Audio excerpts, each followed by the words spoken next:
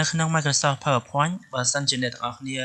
ចង់បានរូបភាពដែលមានទម្រង់បែបនេះឧទាហរណ៍ថារូបរបស់យើង download ពីក្នុង browser មកគឺរូបនោះវាមាន background គេអត់អ្នកគ្នា background ពណ៌សអញ្ចឹងណាឬក៏ background អីក៏ដោយហើយយើងចង់កាត់ background នេះចេញហើយដែលយើងចង់បានតែរូបបែបនេះអញ្ចឹងបើអ្នកទាំងអស់គ្នាចង់ដឹងតោះទៅទស្សនាមួយទាំងអស់គ្នាអូខេជាដំបូងយើងបើកចូលទៅក្នុង PowerPoint របស់យើងមកថ្មីហើយយើងលុប text box នឹងចោលទៅយើងទៅរករូបដែលយើងត្រូវការយកមកធ្វើការដើម្បីកាត់ណាអ្នកនរគ្នាដើម្បីចូលទៅយករូបយើងចូលក្នុង picture discover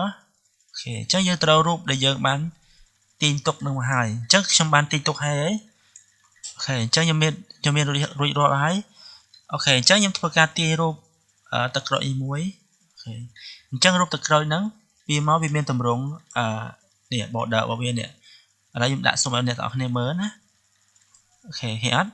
អញ្ចឹងអ្នកទាំងអស់គ្នាឃើញអត់អញ្ចឹងវាមានសុំវាមាន background នៅនឹងស្រេចនេះ background ពណ៌សនេះបាទអញ្ចឹងដើម្បីកាត់វាបានអ្នកទាំងអស់គ្នាគ្រាន់តែចុចទៅលើរូបភាពហ្នឹងហើយយើងធ្វើការចុចចូលទៅលើ picture format ហើយអ្នកទាំងអស់គ្នាមើលនៅខាងឆ្វេងទាំងអស់គ្នាបំផុតណាអ្នកទាំងអស់គ្នាអញ្ចឹងនឹងមានពាក្យថា remove background យើងចុចទៅលើវាទៅហើយយើងមើលរូបដល់ពេលដែលយើងចុចវាពេលខ្លះរូបដែលវាមានសភាពដែលវាមិនទាន់ដាច់ស្រេចពី background អញ្ចឹងធ្វើឲ្យរូបរបស់យើងដែលពេលដែលយើងចុច remove ទៅវាអត់ទាន់ដាច់ល្អឯងវានៅចូលនៅក្នុងសាច់ detail របស់រូបភាពរបស់យើងអញ្ចឹងដើម្បីធ្វើការលុបវាអស់អ្នកទាំងអស់គ្នាចុចទៅយកពាក្យថា mark area to keep យើងចុចកន្លែងហ្នឹងមកហើយយើងធ្វើការគូសបាទគូសដូចខ្ញុំចឹងមកហ្នឹងហើយបាទយើងគូសឲ្យវាស្មើនឹងទម្រង់content របស់យើងទៅព្រោះកាលណាតែយើងអត់គូសលើសគឺវាកាត់ទៅលើដែរអ្នកនរគ្នាអូខេអញ្ចឹងវាបានទម្រង់ប៉ុណ្ណេះវាអត់តន់ល្អទេខ្ញុំគូសថាតិចទៀតទៅអូខេបាទហើយបើចំពោះរូបដែលវាលៀនចេញរូបវាដែលអត់សូវស្អាតហ្នឹងយើងអាចបន្ថែមទៀតបានយើងលុបវាវិញដោយយកអានេះ mark area to remove អញ្ចឹងយើងគ្រាន់តែយកមកហើយយើងគូសពីលើវាមកអូខេយើងគូសអញ្ចឹងមកបើវាលើសយើងគូសវិញមក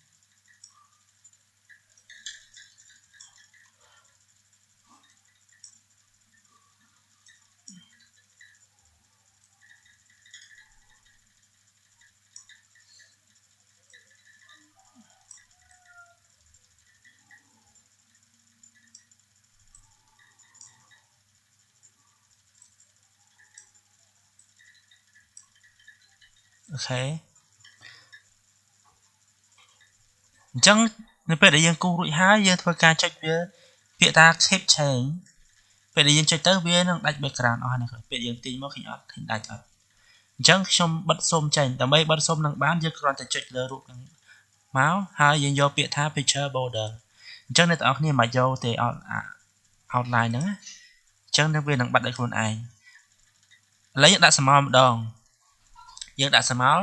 គឺយើងធ្វើការចុចទៅលើ picture effect ហើយអ្នកទាំងអស់គ្នាជ្រើសរើសយកពាក្យថា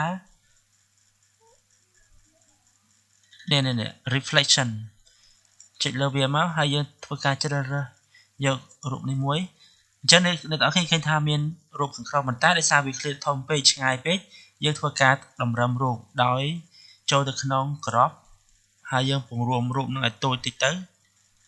បាទយើងកុំឲ្យនេះពេកណាអ្នកនរយើងពង្រួមវាតូចតិចទៅហ្នឹងហើយអូខេអញ្ចឹងយើងនឹងទទួលបានរូបភាពដែលមាន background ដាច់ស្អាតចឹងអ្នកនរគ្នាអូខេខ្ញុំមានតែប៉ុណ្្នឹងឯងពីខ្ញុំហើយខ្ញុំនឹងជួបអ្នកនរគ្នានៅវីដេអូក្រោយទៀតអរគុណច្រើនហើយកុំភ្លេចជួយចុច follow page ក៏ដូចជា like page របស់ខ្ញុំម្នាក់មួយផងណាអរគុណច្រើនជម្រាបលា